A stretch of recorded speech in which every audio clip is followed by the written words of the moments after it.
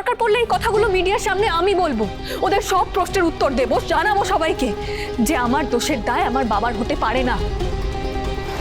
শুভ, এতদিন তুমি আমার ছায়া হিসেবে আমার সঙ্গে কাজ করেছো, তাই শিক্ষা দপ্তরের প্রতিটা খুঁটিনাটি তোমার জানা।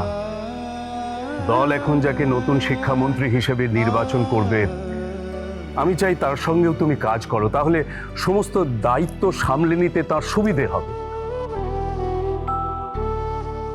না স্যার, আমাকে ক্ষমা করবেন স্যার, কিন্তু আমি আপনার এই কথাটা মানতে পারবো না। স্যার, আমি আপনাকে এতদিন আমার ঈশ্বরের জায়গায় বসিয়েছি, তাই আমি আপনাকে ছাড়া আর কারোর সঙ্গে কাজ করতে পারবো না। কিন্তু শুভ, পদত্যাগ করা মন্ত্রীর হাতে আর কতটুকু কাজ থাকে? আপনি কি আমাকে কাজ থেকে তাড়িয়ে দিতে চাইছেন স্যার? বরং উল্টোটা, আমি তোমাকে নতুন কাজ খুঁজে দিতে চাইছি। তার তো কোনো প্রয়োজন নেই স্যার।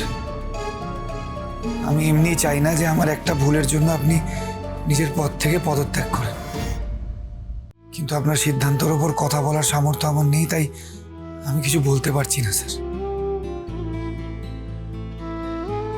স্যার, ঈশ্বরের সেবা করা যেমন একটা ভক্তের ধর্ম, তেমনি আপনার সেবা আমি নিজের ধর্ম বলেই করে যেতে চাই স্যার। আমি অন্য কারোর অ্যাসিস্ট্যান্ট হতে চাই না স্যার।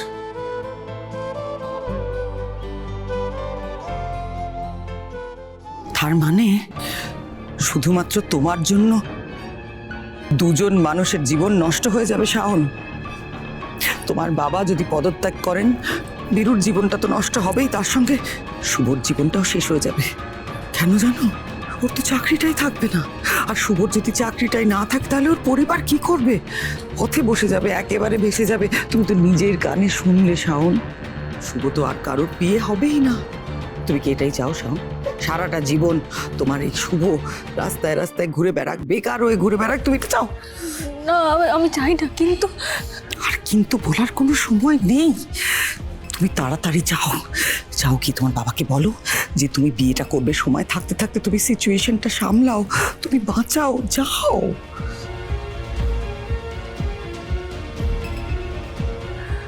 এখন থাক, এ নিয়ে আমি তোমার সঙ্গে পরে কথা বলবো।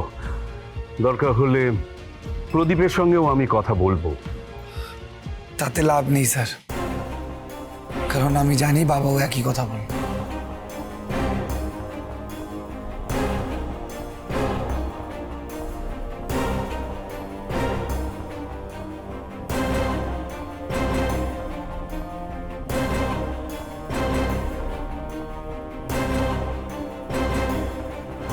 একটা সই শাওন, একটা মাত্র সই করে দিলে সব কিছু শেষ হয়ে যাবে।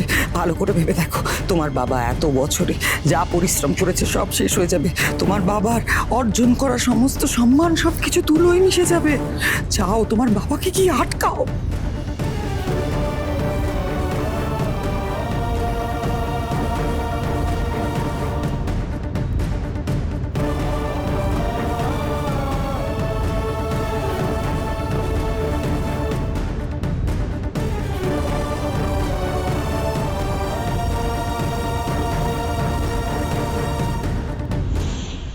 চুপ করে দাঁড়িয়ে থেকো না শাওন, আমি যেটা বলছি আমার কথাটা জীবনে একবার অন্তত শোনো। তুমি যাও, তোমার বাবাকে গিয়ে বলো যে তুমি বিয়ে করতে রাজি আছো, তাহলেই বীরু ওর পদত্যাগ করার সিদ্ধান্তটা বদলাবে। তুমি যদি তোমার সম্মান ফিরিয়ে আনো, তবেই তুমি তোমার বাবার সম্মান ফেরাতে পারবে শাওন। যাও, বাবাকে বলো তুমি বিয়ে করতে রাজি আছো।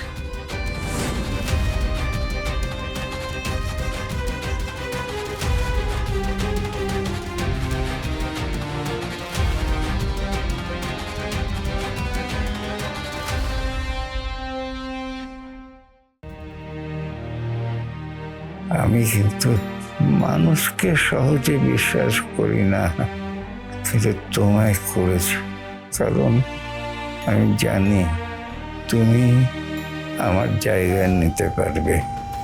একদিন আপনার হাত ধরে আমি রাজনীতিতে এসেছিলাম, যা শিখেছি সবটা আপনার কাছ থেকেই শিখেছি। কিন্তু আজ নিজের পদ রক্ষা করতে গিয়ে শাওনের ভবিষ্যৎ আমি বাজি রাখতে পারবো না। তাই এই রাজনৈতিক জীবনে আমায় ইতি টানতেই হবে।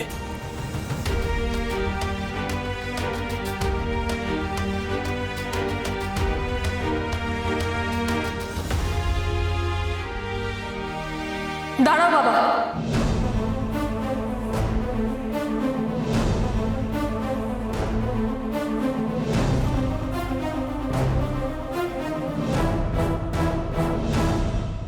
বাবা, বাবা প্লিজ এটা করো না।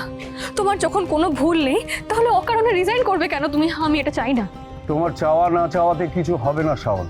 আমি যে সিদ্ধান্ত নিয়েছি সেটা কারো কথাতেই বদলাবে না। কিন্তু এই সিদ্ধান্ত নেওয়ার কারণটা তো আমি। আমার ভুলের জন্য তুমি তোমার ক্যারিয়ার স্যাক্রিফাইস করছো। আমার ভুলের জন্য লোকে তোমার দিকে আঙুল তুলছে। তোমার এই প্রথমবার সবার সামনে মাথা নিচু করতে হচ্ছে। যার নামে লোকে জয়ধ্বনি দিত, আজ তার নামে সবাই ছি ছি করছে শুধু আমার ভুলের জন্য। আমি জানি হাজার ক্ষমা চাইলেও এই ভুল আমি মুছতে পারবো না, কিন্তু অন্তত আমার ভুলের সাজা যাতে তোমাকে না পেতে হয় সেটুকু তো আমি এনশিওর করতে পারি। শাওন, তুমি খুব ভালো রাজনীতিবিদ বাবা। এই রাজ্যের সবচেয়ে যোগ্য, সবচেয়ে সফল শিক্ষামন্ত্রী তুমি। তোমার নিজের পথ ছেড়ে দেওয়া মানে এই সমাজের ক্ষতি, লক্ষ কোটি ছেলে মেয়েদের ভবিষ্যতের ক্ষতি। আমি চাই না আমার ভুলের জন্য এতজন মানুষের ক্ষতি হোক, সবাইকে এর মাসুল গুনতে হোক।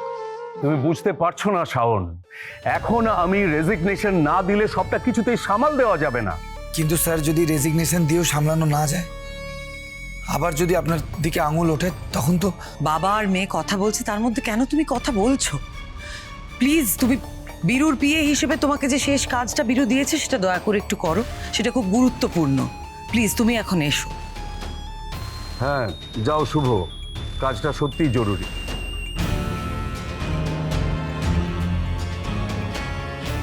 বাবা, শুভ কিন্তু ঠিকই বলেছিল। তুমি রিজাইন করলে সবার চোখে তুমিই খারাপ হবে, সবাই তোমাকে আরো ভুল বুঝবে, কেউ তোমার পাশে দাঁড়াবে না। তাই তোমার পথ ছেড়ে কোনো লাভ নেই বাবা। আসলে সাধারণ মানুষ জেনে গিয়েছে শিক্ষামন্ত্রী আজকে পদত্যাগ করছেন। আসলে স্যার তো কখনো মিডিয়ার সামনে নিজেকে ডিফেন্ড করার চেষ্টা করেননি, তাই সবাই ধরে নিয়েছে এতে উনিও দায়ী, তাই তো? কিন্তু আজ সবাই জানবে আমার বাবার বিরুদ্ধে তাদের তোলা সব অ্যালিগেশনস ভুল। জানবে বাবা নিজের সিদ্ধান্ত পাল্টেছে। মেয়ের দোষ থাকতে বাবা আর রেজিগনেশন দিচ্ছে না।